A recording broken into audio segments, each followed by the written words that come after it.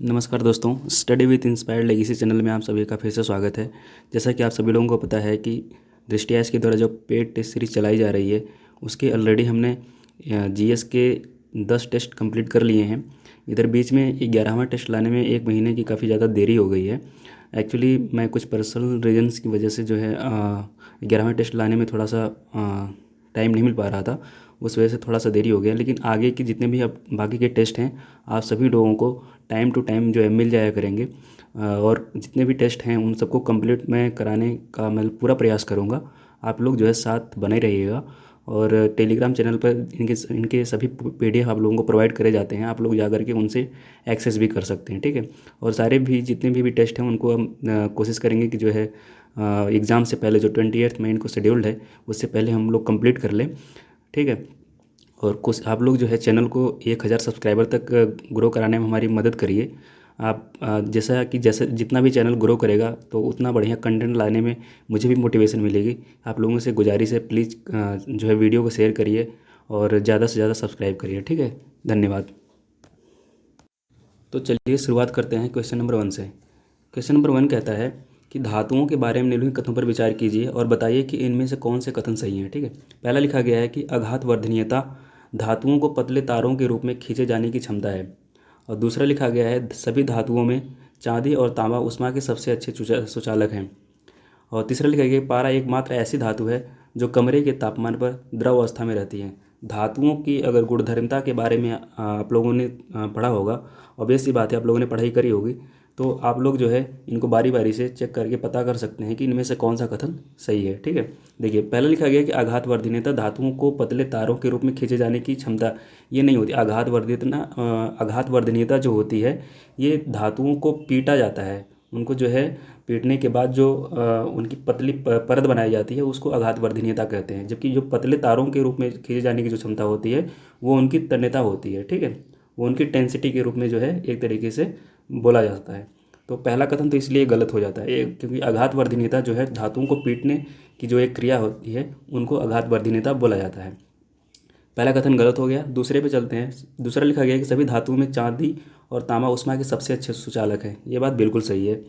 तीसरा लिखा गया कि पारा एकमात्र ऐसी धातु है जो कमरे के तापमान पर द्रव अवस्था में रहती है। आप लोगों ने शुरुआत से ही आप लोगों ने ये पढ़ाई करी ही होगी कि पारा जो है एकमात्र ऐसी धातु है जो कमरे के तापमान पर भी द्रव अवस्था में रहता है। इसलिए तीसरा कथन सही हो जाता है, पहला कथन गलत होता है। दूसरा और तीसरा सही होते ही हमारा ऑप्शन जो है डी इसका राइट आंसर हो जाता है, ठीक है। क्वेश्चन नंबर 2 पे चलते हैं। क्वेश्चन नंबर 2 यहाँ पर जो है युग्म दिए गए हैं और उनको बताना है कि इनमें से कितने युग्म सही सुमेलित हैं। यहाँ सभाओं का नाम दिया गया है, लीग का नाम दिया गया है और ये किसके द्वारा स्थापित की गई है उनके बारे में लिखा गया है। आप लोगों को बताना है कि इनमें से कितने युग्म सही सुमेलित हैं, ठीक है। पहला लिखा गया है कि पंजाब हिंदू सभा लालचंद के द्वारा जो है पंजाब हिंदू सभा की स्थापना की गई थी। ये बात तो बिल्कुल सही है। 1909 में जो है 1909 में लालचंद और यूएन मुखर्जी ने मिलकर के पंजाब हिंदू सभा की स्थापना की थी। इसमें जो है भारतीयों के एक राष्ट्र में एकजुट करने की एक कोशिश की गई थी जिसमें कांग्रेस ने इसका विरोध किया था। उन्होंने तर्क दिया था कि जो है हिंदुओं को मुसलमानों के खिलाफ लड़ाई में औपनिवेशिक सरकार का साथ देना चाहिए। जबकि अखिल भारतीय हिंदू महासभा ने जो है अपना पहला अधिवेशन अप्रैल 1915 में कासिम बाजार के महाराजा की अध्यक्षता में आयोजित किया था, ठीक है। इसलिए पहला कथन तो देखिए सही है। दूसरा लिखेगा कि ऑल इंडिया मुस्लिम लीग की स्थापना सर सैयद अहमद खां द्वारा की गई थी। नहीं, ये बात गलत है क्योंकि ऑल इंडिया मुस्लिम लीग की स्थापना जो है जो आगा खां थे, ढाका के नवाब सलीमुल्लाह थे, मोहसिन उल मुल्क थे और वकार उल मुल्क, इन्होंने ब्रिटिश सरकार के प्रति वफादारी का उपदेश देने के लिए और मुस्लिम बुद्धिजीवियों को कांग्रेस से दूर रखने के लिए स्थापना की थी। यानी सर सैयद अहमद खां जो है ऑल इंडिया मुस्लिम लीग की स्थापना में शामिल नहीं थे। आगा खां थे और ढाका के नवाब सलीमुल्लाह, मोहसिन उल मुल्क और वकार उल मुल्क, ठीक है। तो ये वाला तो गलत हो जाता है। और तीसरा लिखा गया कि राष्ट्रीय स्वयंसेवक संघ की स्थापना यूएन मुखर्जी ने की थी। ये भी बात गलत है क्योंकि गलत इसलिए है क्योंकि राष्ट्रीय स्वयंसेवक संघ की स्थापना जो है एक चिकित्सक थे केशव बलराम हेडगेवार, इनके द्वारा 1925 में इस संगठन की स्थापना की गई थी जो महाराष्ट्र के क्षेत्र में रहते थे। इन्होंने ब्रिटिश शासन के खिलाफ आंदोलन के एक हिस्से के रूप में और हिंदुओं और मुसलमानों के बीच दंगों की प्रतिक्रिया के रूप में भारत को संगठित करने के लिए इन्होंने ये राष्ट्रीय स्वयंसेवक संघ की स्थापना की थी। इसलिए तीसरा कथन भी गलत हो जाता है। केवल एक ही कथन सही है, एक ही युग्म सही है, तो हमारा ऑप्शन बी इसका जो है राइट आंसर हो जाता है। ठीक है, चलिए आगे बढ़ते हैं। क्वेश्चन नंबर 3 पे चलते हैं। क्वेश्चन नंबर 3 में लिखा गया है कि निम्नलिखित कथनों पर विचार कीजिए और बताइए कि इनमें से कितने युग्म सही सुमेलित हैं। पहला लिखा गया है कि राज्य सरकार के पास न्यायालय की कार्रवाई के लिए किसी भी क्षेत्रीय भाषा को वैकल्पिक भाषा घोषित करने की शक्ति है। हाँ, ये बात बिल्कुल सत्य है। और दूसरा लिखा गया है कि राजस्थान और मध्य प्रदेश राज्यों ने अपने उच्च न्यायालयों के समक्ष कार्रवाई में हिंदी के प्रयोग को अधिकृत किया है। ये भी बात बिल्कुल सही है। दोनों बातें यहाँ पर बिल्कुल सही हैं, तो हमारा ऑप्शन इसका सी राइट आंसर हो जाता है। ठीक है, थोड़ा सा और जान लेते हैं। न्यायालयों की भाषा के संदर्भ में जो संविधान में हमारे आर्टिकल दिया गया, जो अनुच्छेद दिया गया है, वो अनुच्छेद 348 फर्स्ट ए है। ठीक है, जब संसद द्वारा कानून अन्य प्रावधान नहीं करती हैं तो सर्वोच्च न्यायालय और प्रत्येक उच्च न्यायालय के समक्ष जो है सभी कार्रवाइयाँ अंग्रेजी में आयोजित की जाएंगी, ये अनुच्छेद 348 कहता है। इसके संदर्भ में 348 का जो सब क्लास 2 है, वो जो है उसके प्रावधानों के बावजूद होने के बाद भी वो बोलता है कि राज्य का राज्यपाल जो है राष्ट्रपति की पूर्व सहमति से जो उच्च न्यायालय की कार्यवाही है में उसमें हिंदी या किसी भी जो आधिकारिक भाषा है उसके उद्देश्य के लिए वो प्रयोग की जाने वाली किसी अन्य भाषा के उपयोग को अधिकृत कर सकता है। ठीक है, तो उस संदर्भ में ये दोनों बातें सही हैं, तो ऑप्शन सी इसका राइट आंसर हो जाता है। चलिए आगे बढ़ते हैं। क्वेश्चन नंबर 4 पे चलते हैं। क्वेश्चन नंबर 4 कहता है कि आपको जो घटनाएं यहाँ पर ऊपर दी गई हैं उनको जो है काल के अनुक्रम के अनुसार जो है व्यवस्थित करना है। ठीक है, यहाँ पे पहला है बेसिन की संधि। देखिए, बेसिन की संधि जो है ये जो लॉर्ड वेलेस्ली था, जो वो वायसराय था, तो उसके शासनकाल के दौरान जो है इस संधि को अंजाम दिया गया था। ये 1802 में था। ठीक है, और कलकत्ता, मद्रास और मुंबई में जो 3 विश्वविद्यालयों की स्थापना की गई थी, ये लॉर्ड कैनिंग के शासनकाल के दौरान जो है स्थापना की गई थी। तो ये 1857 के दौरान ये इनकी स्थापना की गई थी। और आगा खान द्वारा जो मुस्लिम लीग की स्थापना की गई थी, अभी पिछले ही क्वेश्चन में आप लोगों को मैंने बताया है, तो आगा खान द्वारा जो मुस्लिम लीग की स्थापना की गई थी, इसकी स्थापना एक 1906 में आगा खां के द्वारा की गई थी। और प्राचीन स्मारक संरक्षण अधिनियम जो है, प्राचीन स्मारक संरक्षण अधिनियम की स्थापना 1904 में लॉर्ड कर्जन के समय जो है की गई थी। तो अगर आप इनको व्यवस्थित करें तो आप लोगों को क्रम मिलेगा, पहला, फिर दूसरा, ठीक है, फिर उसके बाद मिलता है चौथा, ये हो जाएगा, फिर इसके बाद इसका नंबर आएगा 1906 का तीसरा। तो 1 2 4 3, तो ऑप्शन डी इसका सही अनुक्रम है, तो ऑप्शन डी इसका राइट आंसर हो जाता है। ठीक है, क्वेश्चन नंबर 5 पे चलते हैं। क्वेश्चन नंबर 5 जो है प्रेस काउंसिल ऑफ इंडिया यानी भारतीय प्रेस परिषद के संदर्भ में जो है सवाल दिया गया, आपको बताना है कि इनमें से कौन सी बातें सही हैं। ठीक है, पहला लिखा गया कि प्रेस काउंसिल ऑफ इंडिया केवल प्रिंट मीडिया के कार्यकरण का अवलोकन करती है। हाँ, ये बात बिल्कुल सही है। जो प्रेस काउंसिल ऑफ इंडिया है, ये जो है केवल समाचार पत्रों, पत्रिकाओं, जर्नल, प्रिंट मीडिया के अन्य रूपों पर जो है मानकों को लागू कर सकती है जो प्रिंट मीडिया के अंतर्गत आते हैं। तो पहला कथन तो बिल्कुल सत्य है। और दूसरा लिखा गया है कि इसका अध्यक्ष भारत के प्रमुख राष्ट्रीय समाचार पत्रों के प्रमुखों द्वारा चुना जाता है। नहीं, ये बात गलत है। एक परंपरा के अनुसार जो है इसके अध्यक्ष भारत के सर्वोच्च न्यायालय के सेवानिवृत्त न्यायाधीश होते हैं, जिनका नामांकन एक ऐसी समिति द्वारा किया जाता है जिसमें राज्यसभा के सभापति, लोकसभा के अध्यक्ष, परिषद के 28 सदस्यों में से एक चयनित व्यक्ति शामिल होते हैं। यानी इसमें जो है प्रेस काउंसिल ऑफ इंडिया में 28 सदस्य होते हैं और एक अध्यक्ष होता है, और उस अध्यक्ष का चुनाव जो है इन्हीं 28 सदस्यों में से एक सदस्य को शामिल करते हुए जो है सेवानिवृत्त जो बाकी राज्यसभा के सभापति हैं, लोकसभा के अध्यक्ष हैं, इनके द्वारा जो है इनके अध्यक्ष का चुनाव किया जाता है। ठीक है, इसलिए दूसरी बात तो गलत है। प्रेस काउंसिल ऑफ इंडिया के निर्णयों के विरुद्ध न्यायालय में अपील की जा सकती है। देखिए, ये तीसरी वाली जो बात गलत है पूरी तरह से, क्योंकि प्रेस काउंसिल ऑफ इंडिया का निर्णय जो है अंतिम होता है और उसे न्यायालय में चुनौती नहीं दी जा सकती है। इसलिए दूसरा तीसरा गलत है, केवल पहला ही कथन सत्य है, तो ऑप्शन सी इसका राइट आंसर हो जाता है। ठीक है, क्वेश्चन नंबर 6 की तरफ चलते हैं। यह 18वीं सदी के भारत में चतुष्पदी शब्द का निम्नलिखित में से क्या तात्पर्य है। देखिए, चतुष्पदी जो शब्द है ये एक तरीके से टोल जिसको बोला जाता है, जिन्हें बिहार और बंगाल में कहा जाता था, ये उच्च शिक्षा के केंद्र हुआ करते थे। तो पहला कथन तो ये सही सत्य हो जाता है। थोड़ा सा और जानते हैं। संस्कृत शिक्षा के कुछ प्रसिद्ध केंद्र जैसे काशी हो गया, तिरहुत जो मिथिला में पड़ता है, नादिया और उत्कल जो उड़ीसा में पड़ता है, मदरसे फारसी और अरबी के लिए उच्च शिक्षा के संस्थान हुआ करते थे। फारसी और अदालत की भाषा थी और मुसलमानों के साथ साथ हिंदुओं द्वारा भी सीखी जाती थी। अजीमाबाद जो पटना में मौजूद है, फारसी शिक्षा का एक प्रसिद्ध केंद्र हुआ करता था। कुरान और मुस्लिम धर्मशास्त्र के अध्ययन में रुचि रखने वाले लोगों को अरबी भाषा में दक्षता हासिल करनी थी। ठीक है, उसी के संदर्भ में जो है चतुष्पदी शब्द का प्रयोग किया जाता था, जो बिहार और बंगाल में काफ़ी ज़्यादा प्रयोग में लाया जाता था। ये एक तरीके का टोल होता था। ठीक है, क्वेश्चन नंबर 7 पे चलते हैं। 7 कहता है कि निम्नलिखित में से किस ईंधन का कैलोरी मान सर्वाधिक है? इसका ए ऑप्शन सत्य है। ठीक है, 7वें पे कहता है कि सबसे कौन सा ईंधन है जिसका कैलोरी मान सबसे अधिक होता है? देखिए, हाइड्रोजन, मीथेन का, सूखी ईंधन लकड़ी का तो बिल्कुल नहीं होता है उतना, मीथेन का थोड़ा हद से ज़्यादा होता है, और एलपीजी का उससे थोड़ा, इन दोनों से ज़्यादा होता है, और हाइड्रोजन का सबसे अधिक जो है कैलोरी मान होता है।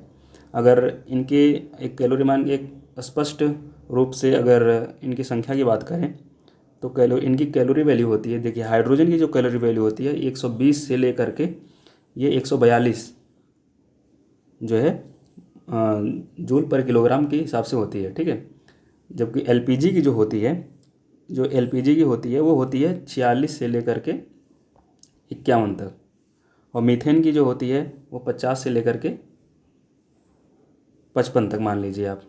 ठीक है, और सूखी ईंधन जो होती है, सूखा ईंधन होता है उसको लड़का होता है, ये तो बहुत ज़्यादा ही एक तरह से कम हो जाता है, 16 जूल के आसपास होता है।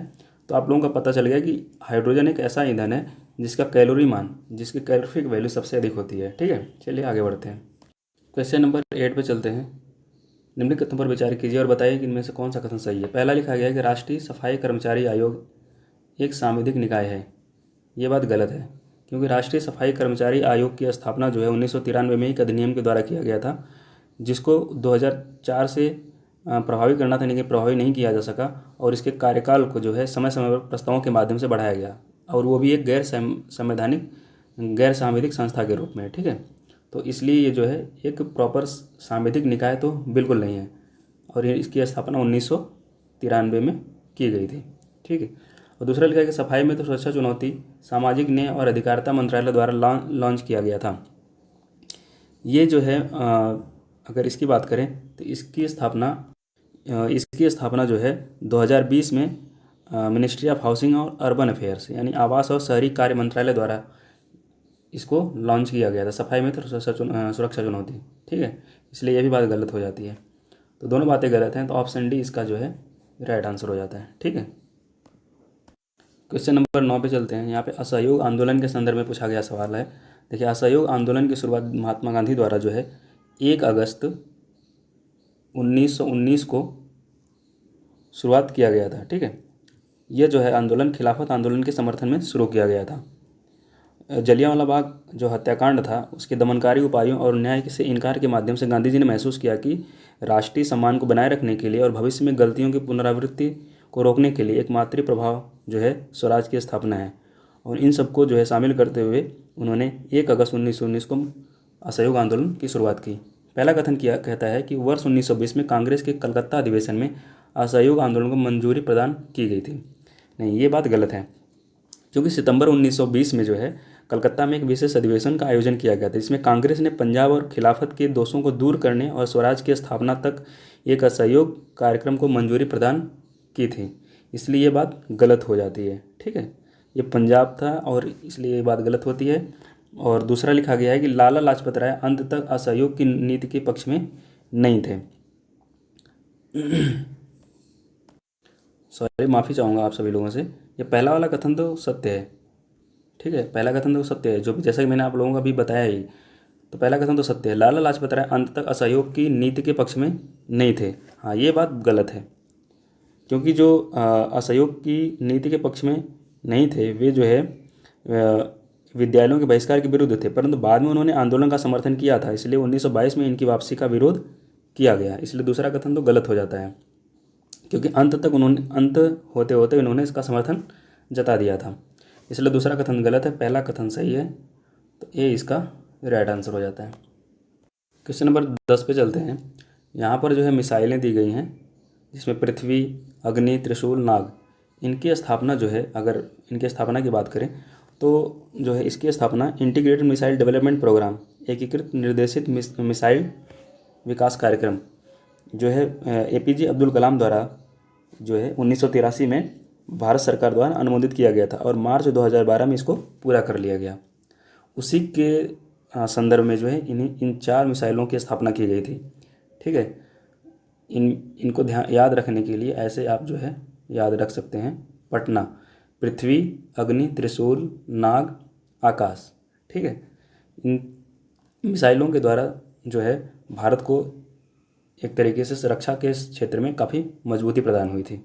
और इसी संदर्भ में पूछा गया है कि इनकी कौन कौन सी विशेषताएं हैं। देखिए, पृथ्वी के मिसाइल के संदर्भ में जो बात लिखी गई है, कम दूरी की सतह सतह मार करने वाली ये बैलिस्टिक मिसाइल है। ये बात बिल्कुल सत्य है। और दूसरा लिखा गया कि अग्नि विभिन्न रेंज वाली बैलिस्टिक मिसाइलें होती हैं। नहीं, हाँ नहीं, ये बात बिल्कुल सही है। हाँ, विभिन्न रेंज वाली बैलिस्टिक मिसाइलें होती हैं, ये भी बात सही है। और तीसरा लिखा गया है कि त्रिशूल जो है एक टैंक रोधी मिसाइल है। ये टैंक रोधी मिसाइल ना होकर के ये कम दूरी की निम्न स्तरीय सतह से हवा में मार करने वाली एक मिसाइल है। ठीक है, ये टैंक रोधी मिसाइल नहीं है, इसलिए ये बात तो गलत हो जाती है। नाग के संदर्भ में जो लिखा गया है कि नाग जो है तीसरी पीढ़ी की टैंक रोधी मिसाइल है। ये कम दूरी की निम्न स्तरीय वायु में प्रहार करने वाली मिसाइल है, इसलिए ये बात गलत हो जाती है। क्योंकि नाग जो होती है, नाग मिसाइल है, ये तीसरी थर्ड जनरेशन की टैंक रोधी मिसाइल है।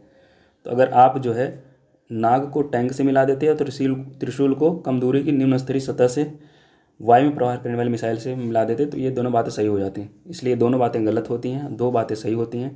केवल 2 युग्म सही सुमेलित हैं, तो 10वें का भी इसका राइट आंसर हो जाता है। ठीक है, देखिए यहाँ पे कुछ जो है धातु लवणों का नाम दिया गया है और उनको बताना है कि आतिशबाजी के समय जो है ये कौन सा कलर जो है रिलीज करते हैं।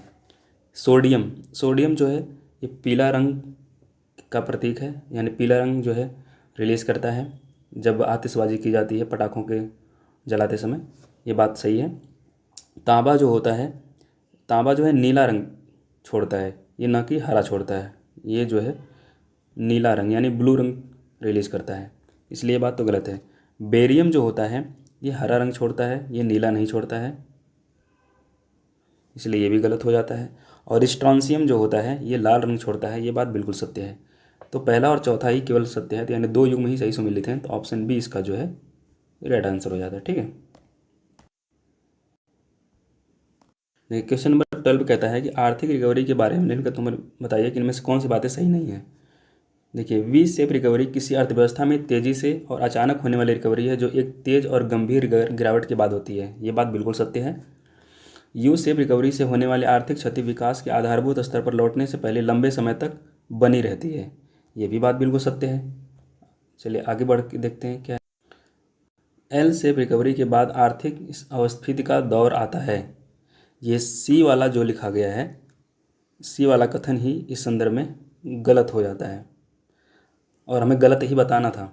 और डब्ल्यू शेप रिकवरी को कभी कभी डबल डिप रिसेशन भी कहा जाता है, ये बात बिल्कुल सत्य है और हमें गलत ही बताना था, तो 12वें का ऑप्शन हो जाएगा सी। ठीक है, चलिए आगे बढ़ते हैं। क्वेश्चन नंबर 13 में चलते हैं। यहाँ पर जो है ब्रिटिश विजय की पूर्व संध्या के समय भारत से निर्यात की जा रही थी उन वस्तुओं को हमें जो है बताना है। ठीक है, देखिए कॉफ़ी, इसका निर्यात पूर्व संध्या तक नहीं किया जा रहा था, इसलिए बात गलत है। कच्चा रेशम, इसका किया जा रहा था। चीनी, इनका भी किया जा रहा था। चीनी मिट्टी, इनको नहीं शामिल कर सकते हम। गेहूँ, हाँ ये बिल्कुल है। और ये गुलाब जल, ये बिल्कुल नहीं है। तो दूसरा, तीसरा, पाँचवा सी इसका राइट आंसर हो जाता है, यानी कच्चा रेशम, चीनी और गेहूँ, ये 3 वस्तुएं थीं जिनको ब्रिटिश विजय की पूर्व संध्या के समय भारत से निर्यात की जा रही थी। ठीक है, क्वेश्चन नंबर 14 पे चलते हैं। निम्नलिखित पर विचार कीजिए और बताइए कि इनमें से कौन सी बातें सही हैं। पहला लिखा गया कि उत्तल दर्पण अपनी सतह पर पड़ने वाले आपतित प्रकाश को अपसरित कर देते हैं, ये बात बिल्कुल सत्य है। अवतल दर्पणों का उपयोग सामान्यतः टॉर्च, सर्च लाइट तथा वाहनों के अग्रदीपों में किया जाता है, ये भी बात सही है। उल्तल दर्पणों का उपयोग सामान्यतः वाहनों के पश्च दृश्य दर्पणों के रूप में किया जाता है, ये भी बात सही है। आप सभी लोगों ने इसको जो है 10+2 में इसका अध्ययन किया होगा। ठीक है, तो इसलिए तीनों बातें यहाँ पे सही है। चलिए आगे बढ़ते हैं। क्वेश्चन नंबर 15 पे कहता है WTO यानी विश्व व्यापार संगठन के संदर्भ में बताना है कि इनमें से कौन सी बातें सही हैं। पहली बात तो देखिए, WTO का जो मुख्यालय है यह जिनेवा में है, स्विट्जरलैंड की जिनेवा में, और इसमें 164 सदस्य हैं। ठीक है, यह एक ऐसा संगठन है जो वैश्विक अंतर्राष्ट्रीय संगठन है जो राष्ट्रों के बीच व्यापार के नियमों को विनियमित करता है यानी रेगुलेट करता है। पहला कथन कहता है कि सदस्य देश यह घोषणा करने के लिए स्वतंत्र हैं कि विकसित और विकासशील के कैटेगरी के अंतर्गत आते हैं। यह बात सत्य है। एक सदस्य देश के विकास संबंधी दर्जे को अन्य देश सदस्य देश के द्वारा चुनौती दी जा सकती है। ये बात बिल्कुल सत्य है। यहाँ पे दोनों बातें सही हैं, तो सी इसका राइट आंसर हो जाता है। क्वेश्चन नंबर 16 पे चलते हैं। पहला लिखा गया कि पत्तियों की सतह मोम की परत से आलेपित होती है ताकि उन्हें सूर्य की किरणों में सूखने से रोका जा सके। ये बात बिल्कुल सत्य है।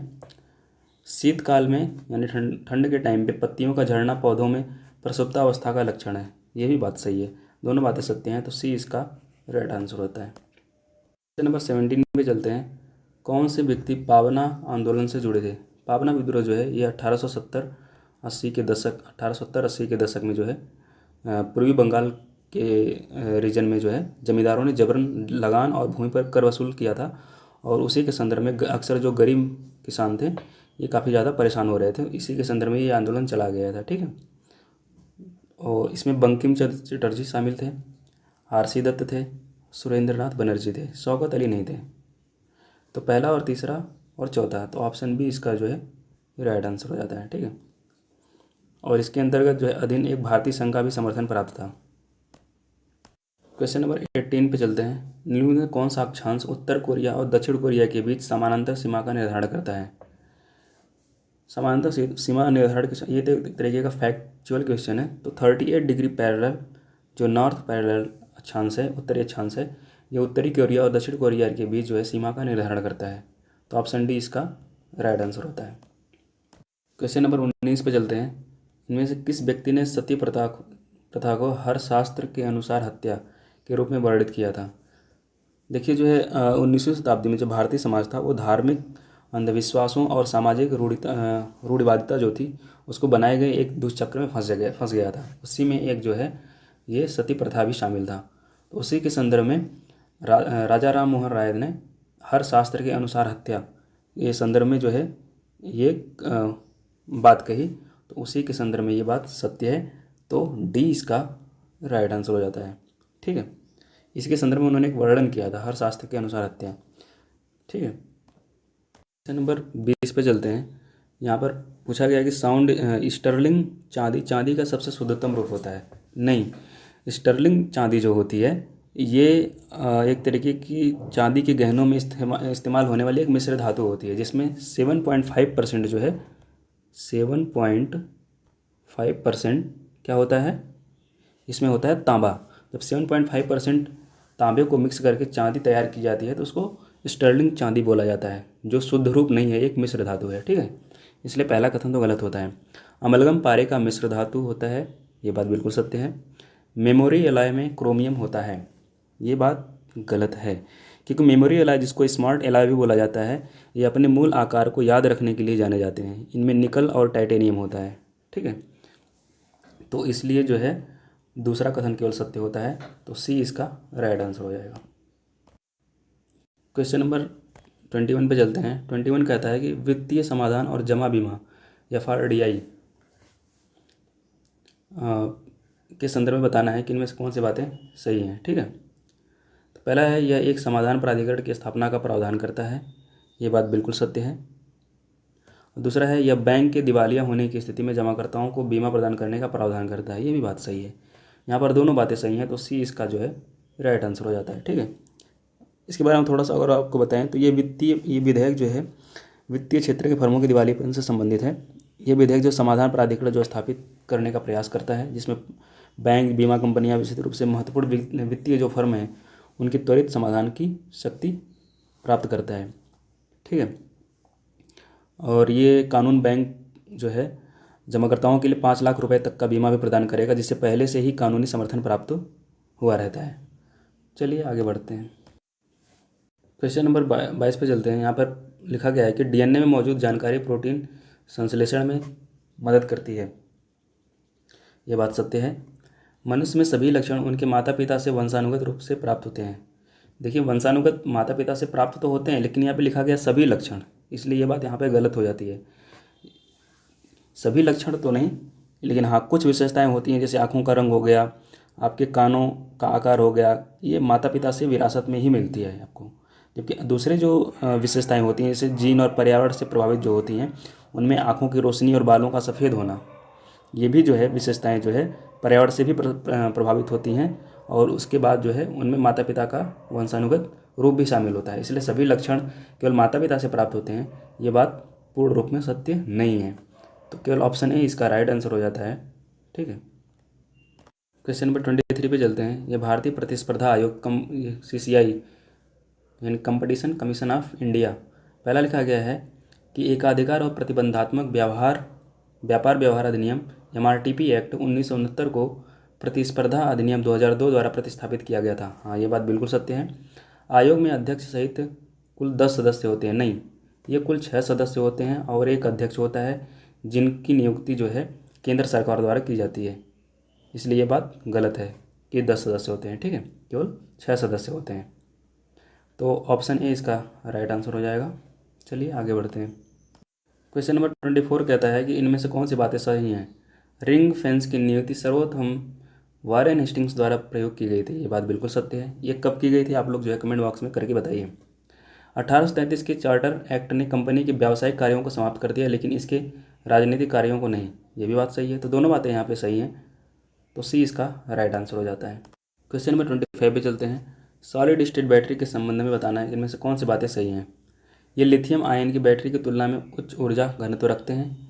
इनका ऑपरेटिंग तापमान लिथियम आयन बैटरी की तुलना में संक्षिप्त होता है। उनकी सेल्फ डिस्चार्जिंग दर रेट जो है लिथियम आयन बैटरी की तुलना में अधिक होता है। इनमें लिथियम आयन बैटरी के समान विस्फोट जोखिम होता है। यहाँ पर देखिए, ये सारी बातें गलत हैं, केवल यही बात सही है, जो लिथियम आयन बैटरी की तुलना में उच्च ऊर्जा का घनत्व रखते हैं। ठीक है, तो ये इसका सही आंसर है। चलिए आगे बढ़ते हैं। क्वेश्चन नंबर 26 पे चलते हैं। निम्नलिखित में से किन नेताओं ने सविनय अवज्ञा आंदोलन में भाग लिया था। देखिए, सविनय अवज्ञा आंदोलन की शुरुआत जो है महात्मा गांधी ने साबरमती आश्रम से जो है दांडी मार्च के रूप में जो है पूरा होने के बाद मुट्ठी भर नमक उठाकर औपचारिक रूप से सविनय अवज्ञा आंदोलन की शुरुआत की थी। ठीक है, और इस प्रकार जो है सरकार द्वारा जो लगाए गए नमक कानून को उन्होंने तोड़ दिया, और वह आंदोलन के पीछे प्रमुख प्रेरक शक्ति के रूप में काम कर रहे थे। तो उन्होंने स्वतंत्रता संग्राम में जमीनी स्तर पर भागीदारी भी प्रदान की थी। तो उनमें कांग्रेस नेता के केलप्पन वायकॉम आंदोलन शुरू किया था, जो नमक कानून की अवहेलना करते हुए कालीकट से पयन्नेर तक मार्च किया था। तो के केलप्पन तो शामिल हैं। और सुभाष चंद्र बोस और जेम्स सेन गुप्ता ने बंगाल कांग्रेस में गुट समूह का नेतृत्व किया था और सविनय अवज्ञा आंदोलन का संचालन करने के लिए प्रतिद्वंदी संगठनों की स्थापना की थी। जबकि बोस ने गांधी की आलोचना की। जब बाद में 1933 में जो है आंदोलन को स्थगित कर दिया गया था, तो विट्ठल भाई पटेल का समर्थन प्राप्त हो गया था। तो इसमें सुभाष चंद्र बोस भी शामिल थे और सेन गुप्ता, तो यहाँ पे सेन गुप्ता तो नहीं है, तो 2 लोग शामिल हैं, तो सुभाष चंद्र बोस और के केलप्पन। तो डी इसका राइट आंसर हो जाता है। ठीक है, और इनके अलावा जयराम दौलत राम भी जो है शामिल थे। अलूरी सीताराम राजू ने आंध्र प्रदेश आदिवासियों का नेतृत्व किया था और उनकी मांगों को असहयोग आंदोलन के साथ उन्होंने जोड़ दिया था। नंबर 27 पे चलते हैं। इनमें लिखा गया है कि निकट दृष्टि दोष में कोई व्यक्ति दूर रखी वस्तुओं को स्पष्ट रूप से देख सकता है, परंतु पास रखी वस्तुओं को स्पष्ट नहीं देख सकता है। नहीं, इसमें उल्टा होता है। देखिए, निकट दृष्टि दोष में जो है निकट की वस्तुएं तो दिखाई देती हैं, लेकिन दूर रखी वस्तुएं जो है स्पष्ट रूप से दिखाई नहीं देती हैं, इसलिए ये बात गलत हो जाती है। जरा दृष्टि दोष में आयु में वृद्धि होने के साथ साथ मानव नेत्र की समंजन क्षमता घटती जाती है, ये बात सत्य है। तो केवल दूसरा ही कथन सही है, तो ऑप्शन बी इसका जो है राइट आंसर हो जाता है। क्वेश्चन नंबर 28 क्वेश्चन नंबर 28 कहता है कि निम्नलिखित किस समिति ने भारतीय पर्यावरण सेवा यानी इंडियन इन्वायरमेंट सर्विसेज के निर्माण की सिफारिश की थी। देखिए, 2014 में जो है पूर्व कैबिनेट सचिव जो TSR सुब्रमण्यम थे, उनकी अध्यक्षता वाली एक समिति द्वारा IAS के निर्माण की सिफारिश की गई थी। तो डी इसका सही आंसर है।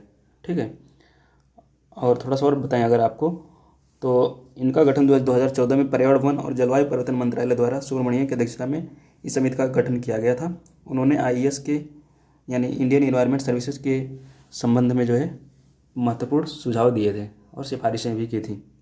ठीक है। क्वेश्चन नंबर 29, जागरूकता पैदा करने से संबंधित सारथी मोबाइल ऐप इनमें से किस निकाय द्वारा लॉन्च किया गया था? ये सेबी द्वारा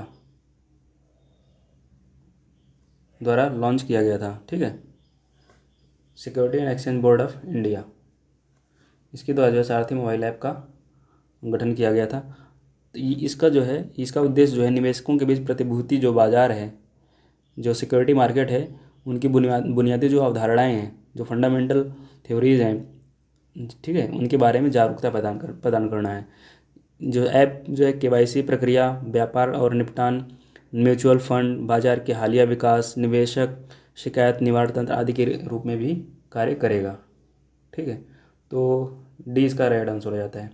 क्वेश्चन नंबर 30 पे चलते हैं। इलेक्टोरल बॉन्ड के संबंध में पूछा गया सवाल है, आपको बताना है कि इनमें से कौन सी बातें सही हैं। ठीक है, देखिए पहला लिखा है कि भारत का विदेशी नागरिक बॉन्ड खरीदने के लिए पात्र है। बिल्कुल नहीं, इलेक्टोरल बॉन्ड केवल भारत का निवासी ही इसको परचेज कर सकता है।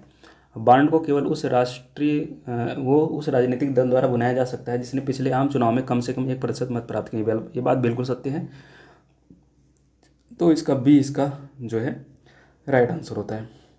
क्वेश्चन नंबर 31, इनमें कथनों पर विचार कीजिए, बताएं कि इनमें कौन सी बातें सही हैं। पहला लिखा है कि रेडॉक्स अभिक्रिया अनुत्क्रमणीय अभिक्रियाएं होती हैं। ये बात बिल्कुल सत्य है।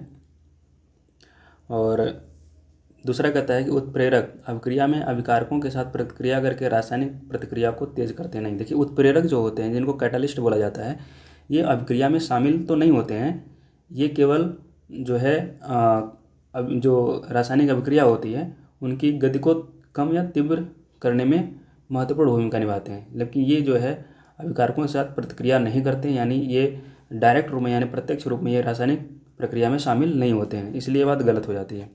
तत्वों की आवर्त सारणी में पोटेशियम सबसे अधिक क्रियाशील धातु है। ये बात बिल्कुल सत्य है। पहला और तीसरा सत्य है, तो ऑप्शन डी इसका जो है राइट आंसर हो जाता है। क्वेश्चन नंबर 32 पे चलते हैं। हाल ही में खबरों में रहा गेटवे ऑफ हेल किस रेगिस्तान में स्थित है?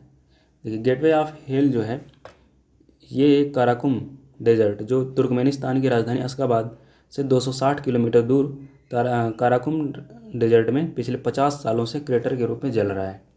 तो ये काराकुम डेजर्ट कहाँ पर है? तुर्कमेनिस्तान में।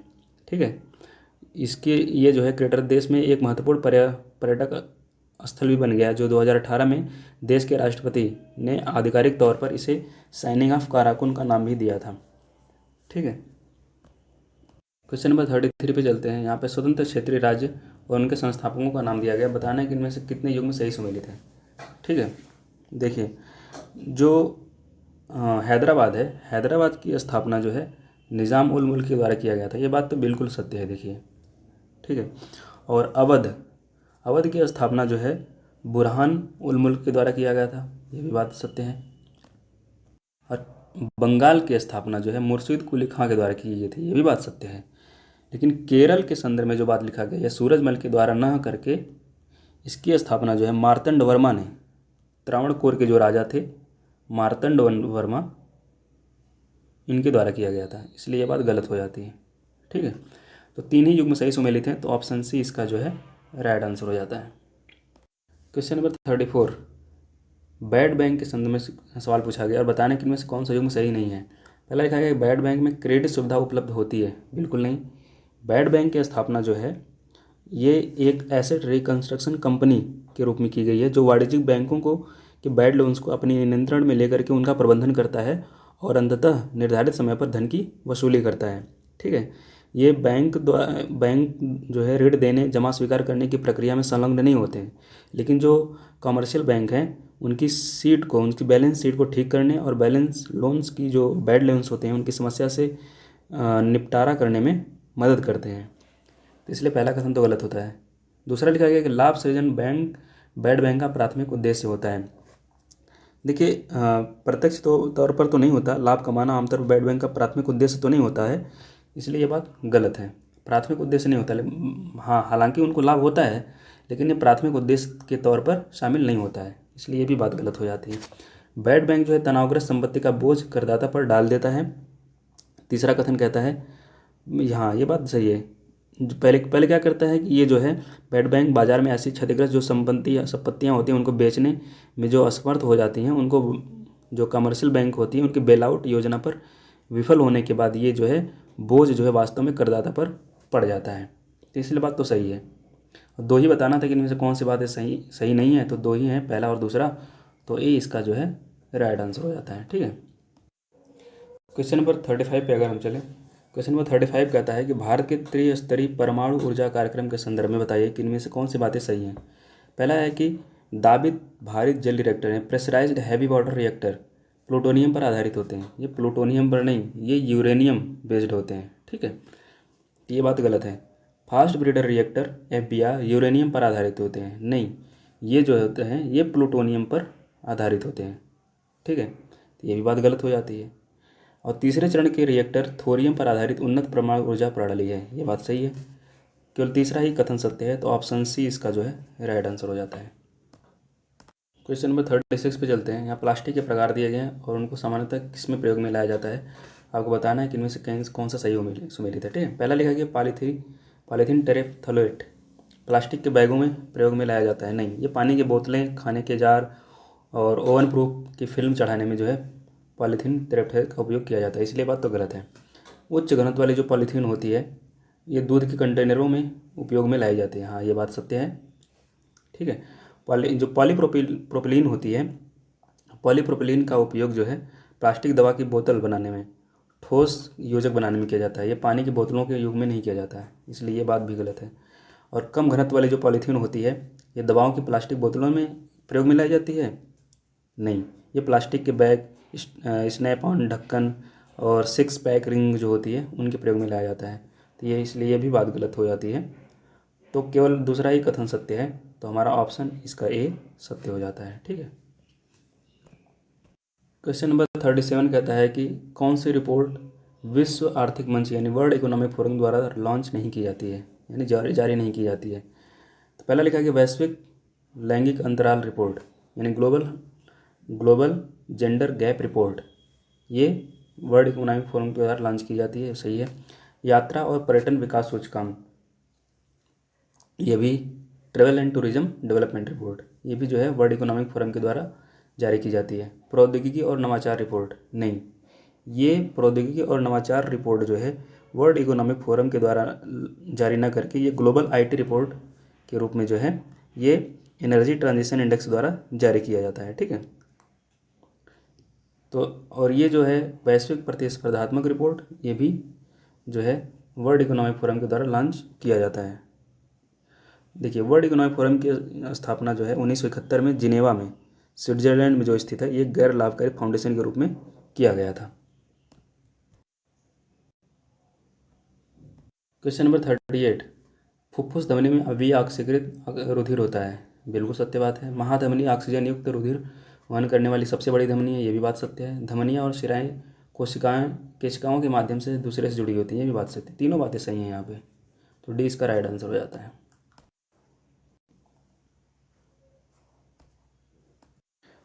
तो इसका जो है ऑप्शन हो जाता है ए, थोड़ा असफली, आप लोग पढ़ लीजिएगा इसको। क्वेश्चन नंबर 40 पे चलते हैं। निम्न से कौन सा जल निकाय यूनाइटेड किंगडम और डेनमार्क के बीच स्थित है, आपको बताना है। तो इसका सही आंसर है नॉर्थ सी। ठीक है, एक तरीका फैक्चुअल क्वेश्चन, एक तरीके का जो है मैप बेस्ड क्वेश्चन है। मैप को आसानी से सॉल्व करने के लिए और डेली कम से कम जो है 15 से 20 मिनट जो है देखा करिए, ऑब्जर्व किया करिए जो मेजर लोकेशंस हैं, तो आप लोग जो भी मैप से रिलेटेड क्वेश्चंस बनते हैं आप उनको आसानी से सॉल्व कर पाओगे। ठीक है, चलिए आज हम 40 तक ही कंप्लीट रखते हैं, बाकी आगे क्वेश्चन जो है अगले वीडियो में कंप्लीट करेंगे। ठीक है, आप लोग ज़्यादा से ज़्यादा शेयर करिए और हमारे चैनल को ग्रो कर लिए, तो इससे मोटिवेशन मिलता है और आप लोगों को अच्छे से अच्छे कंटेंट जो है फ्री में अवेलेबल कराने में मुझे आसानी होगी, थोड़ा अच्छा लगता है। ठीक है, धन्यवाद।